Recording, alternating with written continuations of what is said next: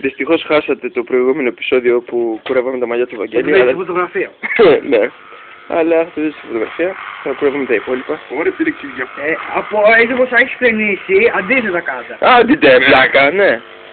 Τότε θα φρενήσεις ωραία. Ο Μίτσος είναι ειδικευμένος στη... Έχω στον άκρη μέσα σπίτι. στην κόμωση προβάτων. Τώρα κόντρα. Γι' αυτό λέμε... Πώς τα κάνω, κοίτα τώρα τι θα κάνω.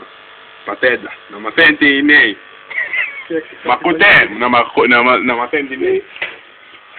Εμείς αλλιώς κουρεύαμε, αφήνε με ένα τσαρδάκι. Τσαρδάκι.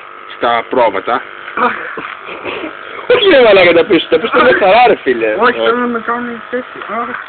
Μαλάκα με κάνουν. Με πονάει. Τα πίσω, πάρε με τη μικρή σκάλα. Μη του πιέσεις μαλάκα. Και έχεις τη βυθιά στον άνθρωπο. Δεν Η συνέχεια στο επόμενο επεισόδιο.